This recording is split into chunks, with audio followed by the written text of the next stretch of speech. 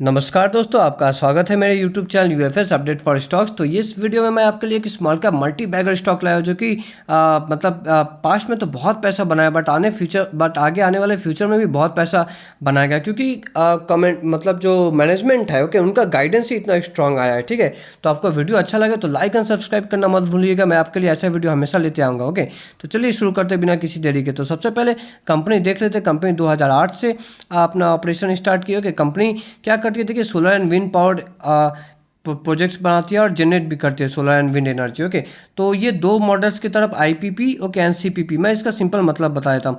Company जो IPP मतलब independent power producer का जब काम करती है ना, तो इसमें कंपनी क्या करती है कि सोलर का समझ लीजिए पावर प्लांट कंपनी बनाई, और वहाँ से जो इलेक्ट्रिकल एनर्जी निकलेगा उसको बेच बेच के कंपनी पैसा बनाती है। ठीक है, ये हो गया आईपीपी मॉडल।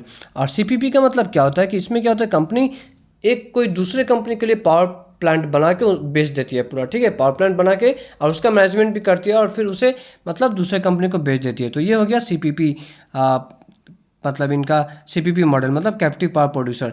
इसके सिवा कंपनी का और भी मुझे क्या अच्छा लगता है कि अभी रिसेंटली कंपनी ने ना हाइब्रिड मॉडल पे भी काम करना शुरू किया। हाइब्रिड मॉडल मतलब एक ऐसा पावर प्लांट जहाँ पे कि सोलर से भी इलेक्ट्रिसिटी बनेगा और विंड से भी इलेक्ट्रिसिटी बनेगा।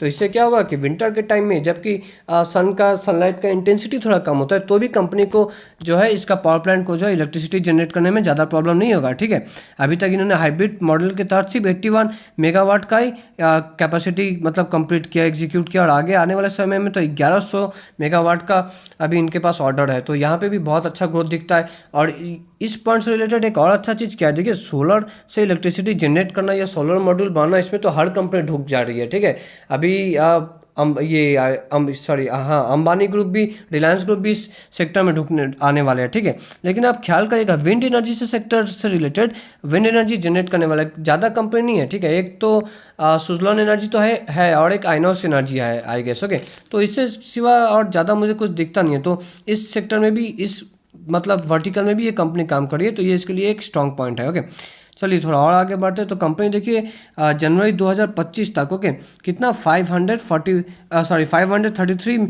Megawatt of renewable energy capacity install कर चुकी है। ठीक है, और इसमें से 171 जो है ये आईपीपी मॉडल के तहत, जो मैंने आपको स्टार्टिंग में बताया, और 362 जो है मेगावाट ये सीपीपी मॉडल के तहत कंपनी ने इंस्टॉल किया। ओके, थोड़ा और आगे बढ़ते हैं। ओके, तो अभी तो मैंने जैसे दिखा कि 533 मेगावाट करीब कंपनी ने ऑर्डर्स एग्जीक्यूट कर दिया। अभी आने वाले समय में 10,000 मेगावाट और कंपनी मतलब टारगेट करिए कि 2030 तक हम इंस्टॉल करेंगे। ओके, मतलब जो पिछले मतलब 1819 गुना ज़्यादा ये ठीक है। तो 1819 गुना, इसका मतलब ये भी नहीं कि नेक्स्ट 5 साल में 1819 गुना पैसा बन जाएगा।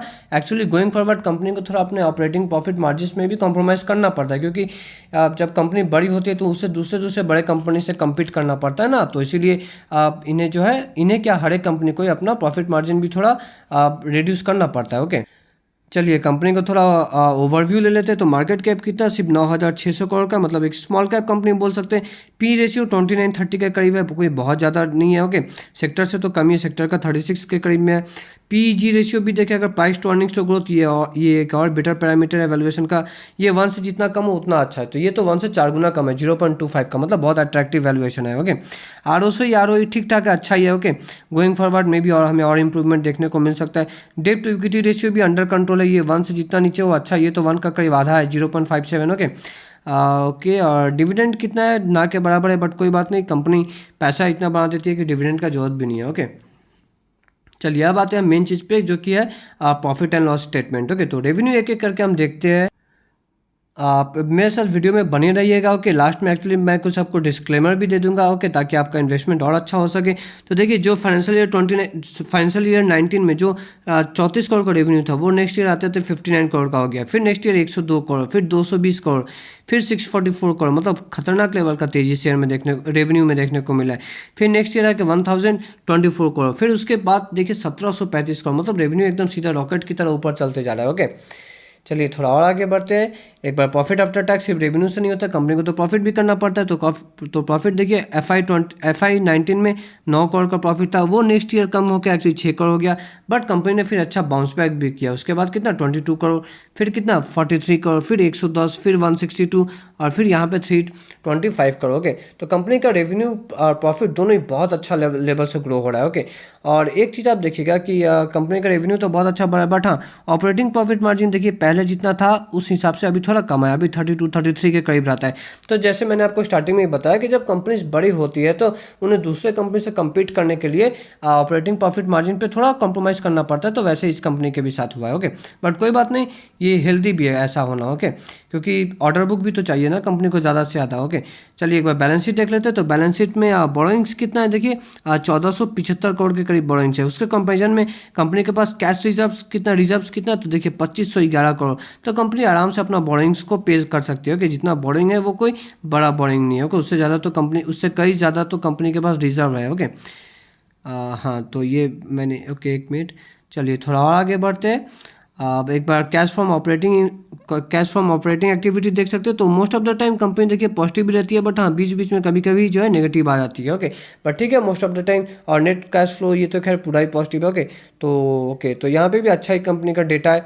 आप थोड़ा और भी आगे देखते हैं। कंपनी का सिर्फ प्रॉफिट कमाना जरूरी नहीं है, कैश कितना आ रहा है कंपनी के पास ये भी जरूरी है। ठीक है, तो कैश फ्लो स्टेटमेंट से हमें देखने को मिला कि समटाइम्स नेगेटिव में operating profit margin, operating activities, cash from operating activities sometime negative चला जाता है, but most of the time positive भी रहता है।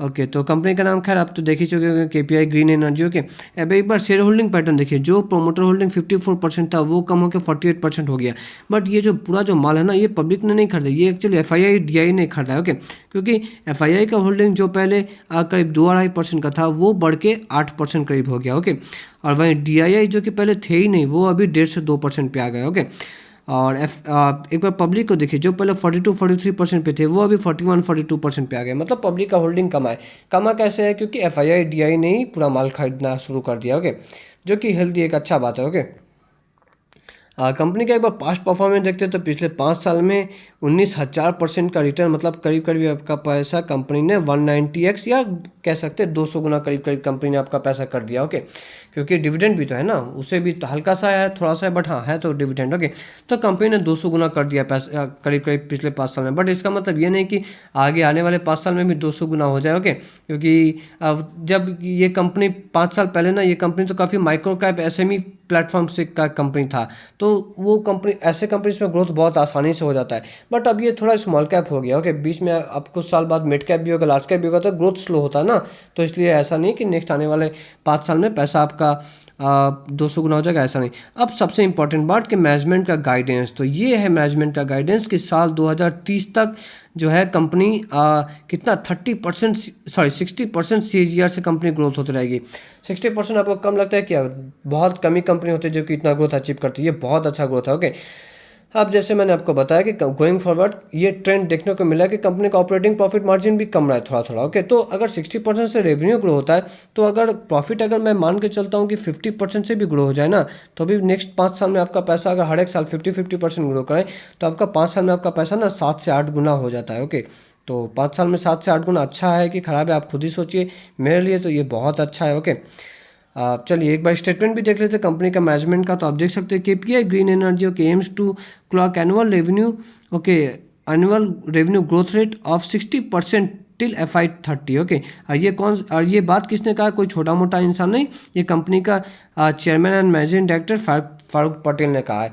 तो ये जो कमेंट्री है ना, ये एक्चुअली काफ़ी ज़्यादा मुझे मतलब कॉन्फिडेंस दिखाता है। पास्ट का परफॉर्मेंस देख के कॉन्फिडेंस तो आपको भी आ गया होगा, और फ्यूचर का मैनेजमेंट का कॉन्फिडेंस देख के एक बार फिर से मतलब कॉन्फिडेंस और बढ़ जाता है। ओके, मैं कुछ डिस्क्लेमर आपको बता देता हूँ कि देखिए ये कंपनी से रिलेटेड ना कुछ, अगर आपको बड़ा लमसम इन्वेस्ट भी करना है तो आप थोड़ा ट्रैक भी करते रहिएगा कंपनी से। ओके, क्या कभी कभी बीच में कोई पॉजिटिव न्यूज़ आता है कि नेगेटिव न्यूज़ आता है, तो इस हिसाब से आपको पोजीशन को अपना थोड़ा बैलेंस भी करते रहना है। ठीक है, ऐसा नहीं कि इन्वेस्ट करके सो जाना, उसे लॉन्ग टर्म इन्वेस्टिंग नहीं करते।